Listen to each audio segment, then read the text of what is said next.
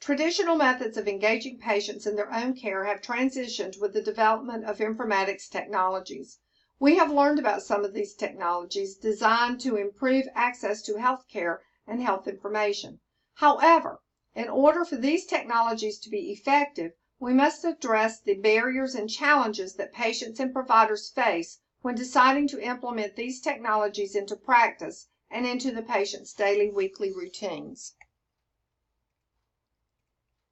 Engagement of the patient in digital health technology requires patients and providers to perform reciprocal tasks in a collaborative effort to promote and support active patient involvement in their own care. Empowerment is the result of maximizing the number of opportunities made available to patients and to endow them with a better sense of control over their own health care. Shared decision-making is a collaborative effort between the patient and their provider and is most effective when patients are fully aware of the risks, the benefits, and their own preferences in healthcare interventions. Shared decision-making is a valuable part of helping patients, particularly those with chronic illness, becoming involved in managing their own care. There are many components that determine health literacy. Education and reading ability help patients understand basic health information. Additionally, communication skills are needed to help individuals to effectively advocate for themselves and their personal preferences for health interventions. Additional concerns include the healthcare provider's ability to communicate with the patient on a level that neither demeans their understanding nor provides information at a level beyond their ability to understand the information. Health communication and health literacy are closely tied, and the ability to effectively communicate impacts outcomes at all levels of healthcare, from the individual to the population as a whole. In 2010, the Department of Health and Human Services established a national action plan to improve health literacy that includes training, guidelines for writing and communicating health education. There are many tools to engage patients in managing their own health. The internet has many useful tools, including websites, search engines, blogs, and videos where individuals can find a wealth of information on many healthcare topics. One of the challenges for us as nurses is to guide patients toward reputable sources of health information. Websites sponsored by educational, medical, and government sources tend to be more reliable than commercial sites. Social media provides a unique platform for two-way communication and is also known as social networking. Social media is useful in facilitating self-care in terms of supporting diagnoses, managing conditions, monitoring treatments, and preventing disease. Social media also provides an online environment for patients to discuss their health in virtual support groups. However, there is a concern that patients should be aware of. Comparing treatment plans, procedure processes, and practice protocols with other patients may create an anxiety and lead to distrust of the healthcare provider.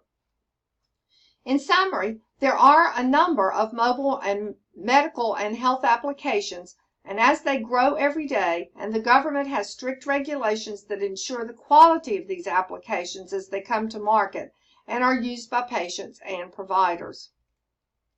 Nurses can use social networks for professional connections, but must be cautious not to disseminate personal health information of others. Many organizations have adopted Facebook to increase awareness and promote the healthcare system. The biggest concern when using social media is that of confidentiality.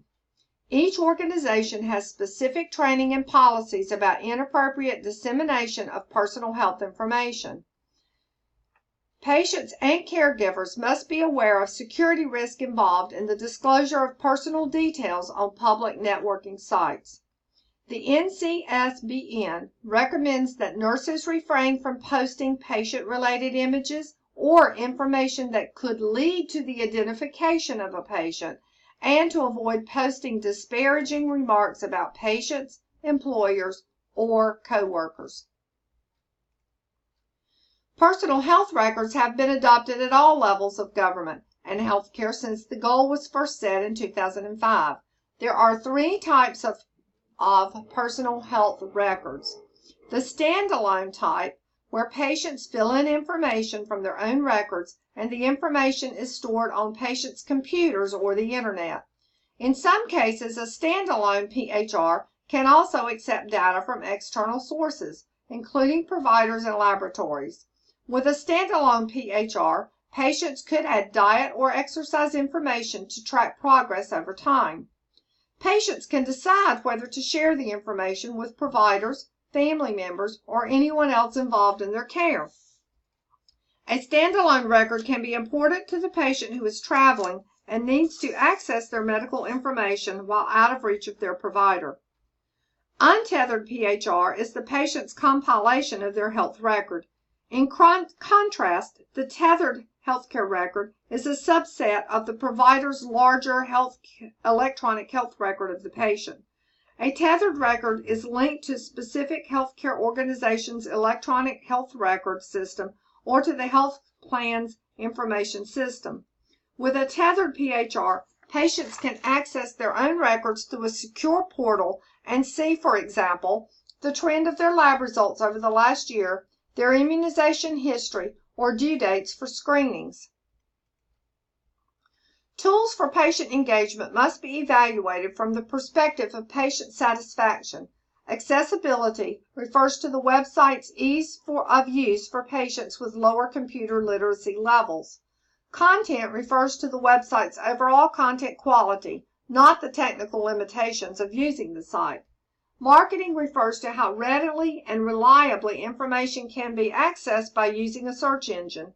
And finally, technology evaluation is assessing how well the website is designed, built, and maintained. The 5 C's of website evaluation is used to assess the quality of information and contains numerous questions in the 5 categories: credibility, currency, content, construction, and clarity that guides the overall evaluation. The takeaway for nurses who provide healthcare education is that patients should be directed only to websites that are evaluated and deemed trustworthy by healthcare providers. Your textbook has a table that lists several trustworthy websites for consumer health information.